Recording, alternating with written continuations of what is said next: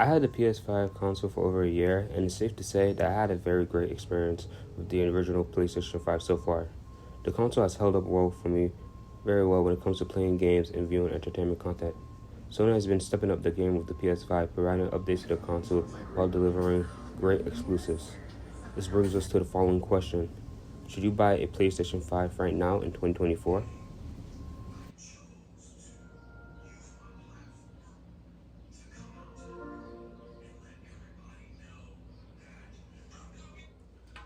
Hello guys, my name is Kevin Jagada and welcome back to my video.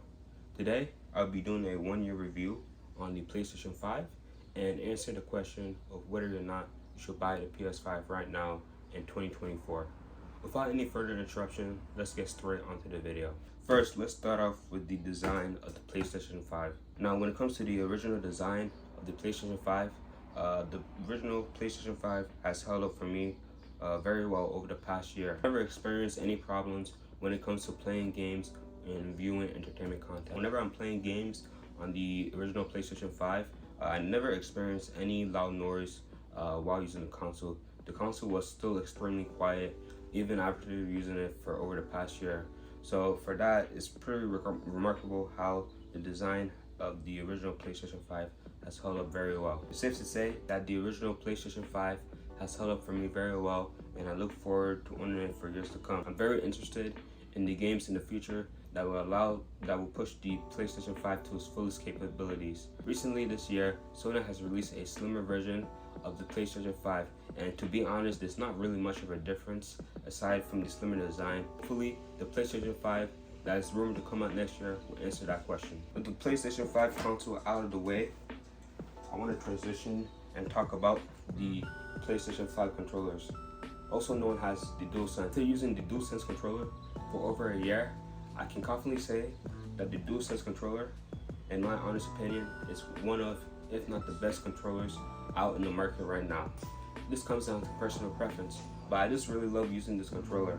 The controller is very comfortable and it fits to my hands very well, and I can use it for hours without feeling fatigued from my hands. After using the console for over a year, I can definitely say that it's been a huge upgrade over the DualShock 4. By using the DualSense controller, I can get a more premium feel for the DualSense controller. It's like you're using an Apple device, but this time you're using it to play games. What really makes the DualSense controller stands out from the rest of the controllers in the market right now is the haptic feedback and the adaptive trigger. Over a year of using the DualSense controller, more games have started to come out and started to incorporate more of haptic feedback and adaptive triggers into the games. It creates more of a immersive feel to the games, because when playing on the controller, it feels as if you're really inside the game. Now, when it comes to the battery life inside the DualSense controller, I found it decent for me, but recently I've been finding myself charging the DualSense controllers more often due to the wear and tear of the batteries in the controller, which I'm not really surprised about. So far, I've been using the charging station to charge the DualSense controller. Let's say the charging station has been a very convenient product for me so far when using it to charge my DualSense controllers.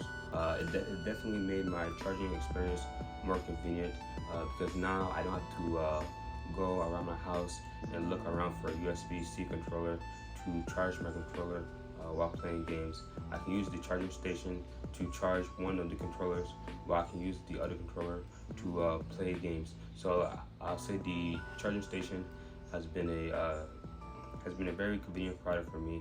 And if you're interested in buying the charging station, I'll leave a link for the description down below for the charging station. Now, the user interface in the PlayStation 5 to me has aged, has fine wine after using the PlayStation 5 for over a year. I definitely enjoyed using the interface of the PlayStation 5 after using it for quite some time. And after using the PlayStation 5 UI, I just can't find myself going back to the PlayStation 4 UI due to it being slow and unresponsive at times. After using the PlayStation 5 UI for quite some time, PlayStation 5 to me, I feel like it's a very modernized UI that I feel that is in the right place for this time period. I like how the PlayStation 5 UI has improved over time, making it smoother to browse through multiple applications and giving it more fluidity, which I really like in the PlayStation 5 UI. One thing I think Sony should add in the UI in the future is customized themes. This feature is one that many, including myself, have been requesting for many years. So hopefully in the future, they'll be able to add that. Now let's talk about the games in the PlayStation 5. Now last year, I said that the games in the PlayStation 5 were lacking in depth and that the PlayStation 5 felt like a PlayStation 4 2.0. And after using the console for over a year, I feel like Sony is starting to prove me wrong. Since last year, Sony has decided to release great exclusives such as Spider-Man 2, God of War Ragnarok, The Last of Us Part 1 and 2, and those games have been really phenomenal for me to play so far. Now, I'm not really a huge fan on gaming, but the first time I played Spider-Man 2, I actually felt that I was playing a PlayStation 5 game. I feel like Sony is really starting to prove me wrong in the games department, and I look forward to seeing what Sony does in the future with their future exclusive games, not including GTA 6. Other than that, there's not really that much for me to say about the games department. One other thing I like about the games is the backwards compatibility. I like how I can play PlayStation 4 games with faster load times and depending on the game's higher resolution, which has been a huge plus for me. Also, I really like how PlayStation is starting to release their classic games from the previous consoles, PlayStation 1, PlayStation 2, PlayStation 3 at an affordable price, so that I'll be able to relieve those nostalgic memories I have with those games. So the games department has been a huge upgrade. Now when it comes to storage in the PlayStation 5, honestly I don't really have that much for me to say. And why I say this, I never really had a problem with my storage. I never really had any storage problems when using my PlayStation 5. When using my PlayStation 5 for over a year. Last year I bought a Samsung 2TB SSD drive, and it's still holding up very strong for me over a year of using the console. I never experienced any storage problems with games and applications. I never really had a situation where I had to delete games to install another game. So overall, I feel like the SSD drive in my PlayStation 5 has been doing well for me over the past year. And if you want to see a video of me unboxing the SSD, the link to that video will be down below in the description. So after having the PlayStation 5 for over a year, it brings us to the final question. Should you purchase a PlayStation 5 right now in 2024? Yes, but it depends on the person. If you have a PlayStation 4 and it's really starting to show its age, then I feel like it's the perfect time to go out to the stores and buy a PlayStation 5 right now. Games in the PlayStation 5 library and the DualSense controller is really starting to show us why the PlayStation 5 is a huge upgrade over the PlayStation 4.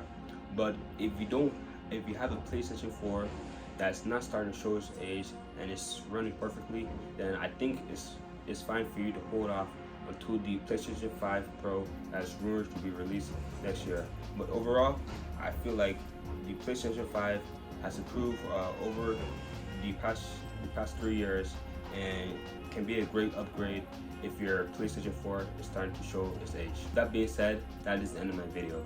If you enjoyed this video, please like and subscribe and press the notification bell to stay updated about my future videos.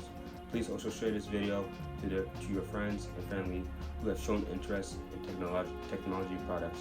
With that being said, this is Kevin Jagda signing out.